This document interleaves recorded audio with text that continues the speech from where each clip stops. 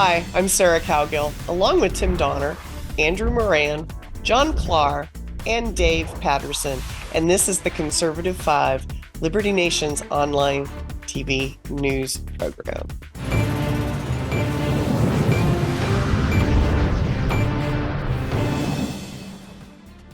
They are not on the tips of mainstream political tongues, the third-party grenade throwers, but Cornel West, an unaffiliated candidate, the perpetually running Jill Stein of the Green Party, and the independent Robert F. Kennedy Jr. will all play a part in how the dust settles on Election Day 2024. Okay, so we'll likely not be watching West or Stein in 2025 deliver a progressive inaugural address. Kennedy? That's a different fly in the two-party tub of Vaseline. And I want to start with Mr. Andrew Moran to kind of brief us on those third-party platforms, what they stand for, and who will they attract? I mean, what kind of voters, whether it's 2 voters or 2 million? You have the Libertarian Party. It's going to decide its nominee on Memorial Weekend. The LP has been, I think, our legal affairs editor, Scott Cosenza, will attest to this. It's been a huge transformation of the LP because no longer it's a wishy-washy, fiscally conservative, socially liberal platform. It's now completely libertarian, like Rothbard, because of the whole Mises Caucus transformation of the LP. Of course, you have the Green Party, which will likely be headed by Jill Stein. You have the Constitution Party, no description needed. The leader will be chosen at the end of April. You also have the Legal Marijuana Now Party. Again, no description needed. You have the Peace and Freedom Party. But the name is comical because, according to its website, it is a party that is, quote, committed to feminism, socialism, democracy, ecology, and racial equality, and it advocates to, quote, build a mass-based socialist party throughout the country. Of course, the elephant in the room is no labels. It's supposed to be a centrist party that brings together the moderate Republicans and Democrats, but as Liberty Nation has reported, since its formation, it is likely to take away votes from President Joe Biden in November. And for your last question of what type of voters these parties attract, pretty much voters who are maybe a single issue voter, those who are voting based on principles, those who are disenfranchised, those who cannot stand the two-party system, and those who maybe just want to torch the system. Like what's that line, the Joker line from the Dark Knight Rises, from the Dark Knight? Some people just want to watch the world burn. So there you go. So that's the summary of the main third parties in the United States. Wow. Okay, that was a very thorough summary. I wasn't expecting half of those to pop up. John Klar, you mentioned this in an earlier episode, but Hillary Clinton did blame Jill Stein in part, along with everything else in Russia and whatever, and maybe drinking too much. I don't know, for her loss to Trump. Never heard that one. What kind of votes are they going to take? Tim, what? I said I never heard the drinking one. Her drinking. But that's just me. Oh, okay. Well, Klar, where'd you go? I have found this to be a fascinating thing that's been going on actually since the deplorables comment. And Bernie Sanders, many commentators and observers have said would have won that election, but the powers that be would not have it. And we see this again, the degree to which the Biden administration has gone to exclude a Kennedy of all people. And Kennedy himself is a strange animal. So there are a lot of dynamics here about how he's reaching voters, which voters he's reaching, and whether he will ever really get his message out. He has sort of an interesting blend, too. Many on the left call him a conservative because he's so-called anti-vax, though he's not really. And he makes a very good case for it. And then he's all pro EVs and electrification with renewables. So he's a strange animal, and we never know how strange animals will fare in these kinds of battles. Well, I think we've already had a strange animal. Let's remember Ross Perot. Dave, he ran as an independent and received 20% and knocked your guy right out of the Oval Office. Not that he took it, but he gave Clinton the keys to the lock. Well, if you want to make comparisons, Ross Perot was a populist candidate. We have a populist candidate today who was running and who spoke to a large segment of, Americans who were disaffected with the Republican Party, and they saw it as a compromising, business as usual establishment party with like the president, George H.W. Bush was representative of that way of thinking. And then you have a billionaire that comes in to garner, although not a single electoral vote, but he did capture the highest percentage of third-party votes since Theodore Roosevelt ran for a third term in 1912. So if you want to make comparisons, these are precisely the voters who elected Donald Trump in 2016.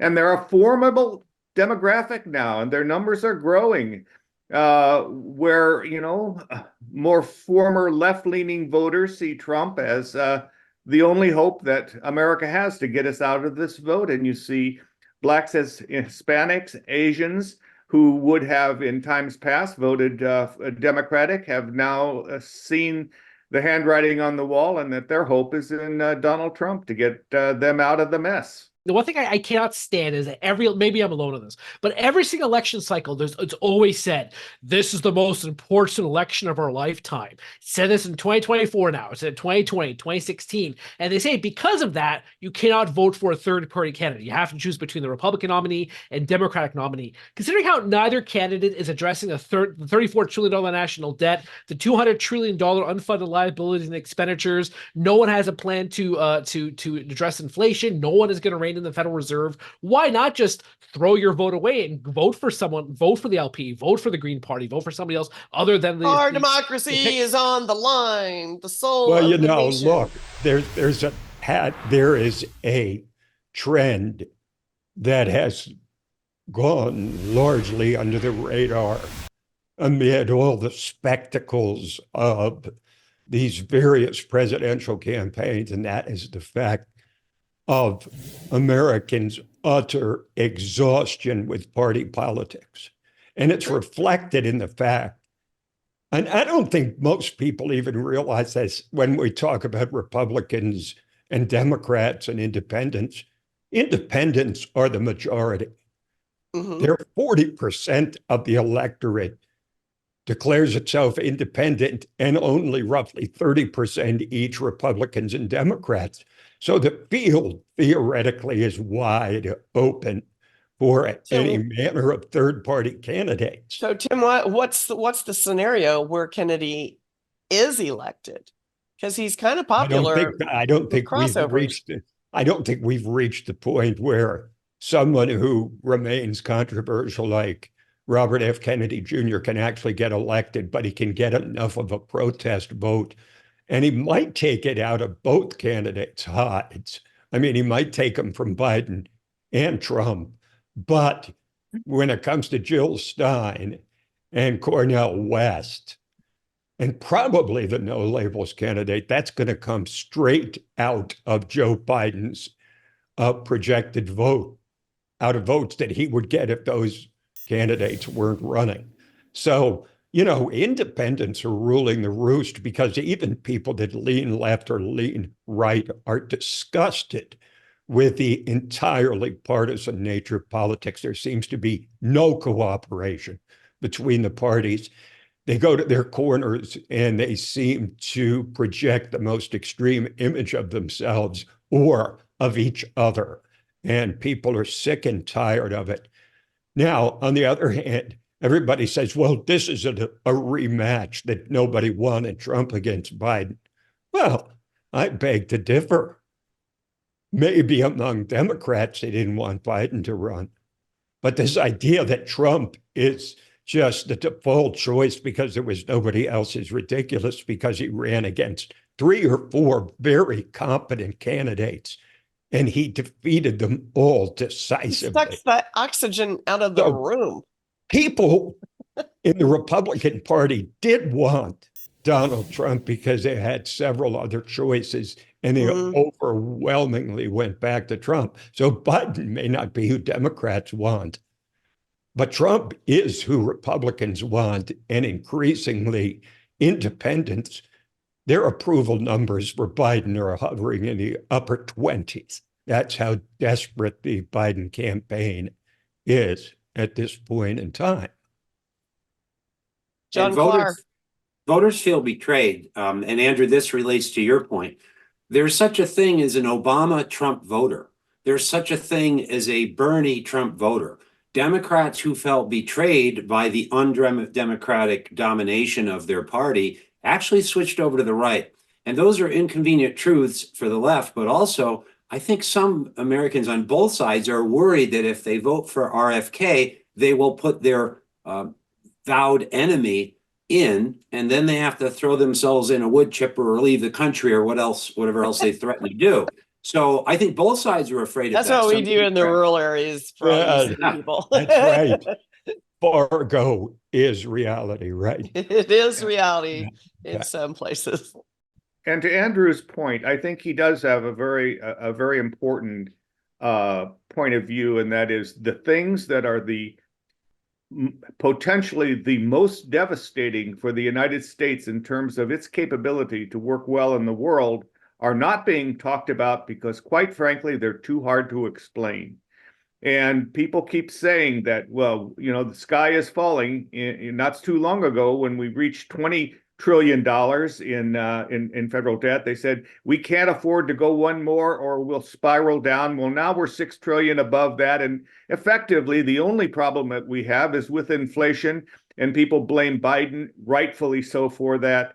But that's an easy thing to explain. Before, I paid $2.42 for a gallon of gas. Now I pay $3.69. I get that. The ramifications of the federal debt are so beyond me, I can't get my head around it. But the issue on the gas prices, though, Trump, he had a I think it was Fox News town hall, and he said that the average motorist is paying about $8 a gallon in gasoline. When you guys say that only Trump can defeat Trump, it's things like that's going to hurt him in the general election, because the fact checkers will be all over him and say nobody's paying $8 a gallon, not even in California. Why? The national average for a gallon of gasoline is $3.50. What the heck are you talking about? $8? You're just lying, because that means you must be lying in the rest of other Bidenomics record. At the same time, he's going Trump now to rallies and saying he's going to pardon the patriots of January 6th. And he has them singing an anthem over the phone at his rallies. That is not the kind of thing that's going to expand his support. That's the kind of thing that will remind people of how he is his own worst enemy and his own best friend. I mean, he's both at the same time. But I think you're talking about Joe Biden too. Honestly, if the people running Trump's campaign, and by all accounts, Susie Wiles, Chris LaCivita, are running a very effective campaign. If they could persuade Trump to institute his own basement strategy, where all he did was just sit around, say nothing, and let Biden defeat himself, which he's doing a very good job of, then I think Trump could have a glide path to November. But of course, he will not remain silent. So can he say something that'll blow himself up? It's anybody's guess, isn't it? It's entirely probable. I think his last comment, though, he was talking in Canadian dollars, Andrew. So I think it was actually accurate. I knew it. Good grief. I knew that was going to come up. All right. Well, we all knew this election would be a corker, but heck, we might as well enjoy the ride to November 5 with a truly interesting cast of characters. Thanks for tuning in, and thanks, panel.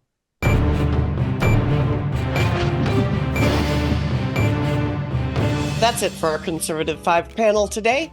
Check out our other C5 shows and segments on your favorite video platform. YouTube, Vimeo, Rumble, we're on them all as well. Liberty Nation has its own Roku channel where you can see all of our TV productions. I'm your host, Sarah Cowgill. Thanks for joining us today for Free Thinking, Free Speech, LibertyNation.com.